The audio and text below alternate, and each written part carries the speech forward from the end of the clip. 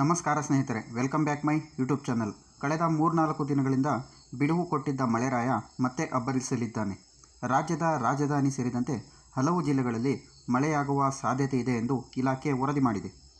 ಮಲೆನಾಡು ಮತ್ತು ಕರಾವಳಿ ಕರ್ನಾಟಕದ ಜಿಲ್ಲೆಗಳಾದ ಉತ್ತರ ಕನ್ನಡ ಮತ್ತು ದಕ್ಷಿಣ ಕನ್ನಡ ಹಾಗೂ ಉಡುಪಿ ಈ ಜಿಲ್ಲೆಗಳಾದ್ಯಂತ ಭಾರೀ ಮಳೆಯಾಗುವ ಸಾಧ್ಯತೆ ಇದೆ. ನಾಳೆಯಿಂದ ಯೆಲ್ಲೋ ಅಲರ್ಟ್ ಘೋಷಿಸಲಾಗಿದೆ.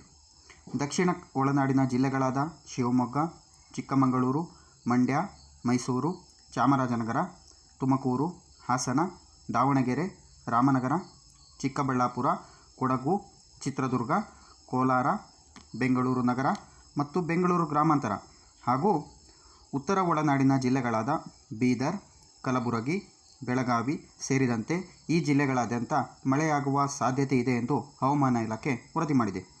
ಬೆಂಗಳೂರು ಸುತ್ತಮುತ್ತ ಮೋಡ ಕವಿದ ವಾತಾವರಣ ಇರಲಿದ್ದು ಮಳೆಯಾಗುವ ಸಾಧ್ಯತೆ ಇದೆ. ಇನ್ನುಳಿದಂತೆ ಹೆಚ್ಚಿನ ಮಾಹಿತಿಗಾಗಿ ನಮ್ಮ ಚಾನಲನ್ನು ಸಬ್ಸ್ಕ್ರೈಬ್ ಆಗಿ, ಲೈಕ್ ಮಾಡಿ, ಶೇರ್ ಮಾಡಿ, ಕಮೆಂಟ್ ಮಾಡಿ ಸ್ನೇಹಿತರೆ. Thanks for watching.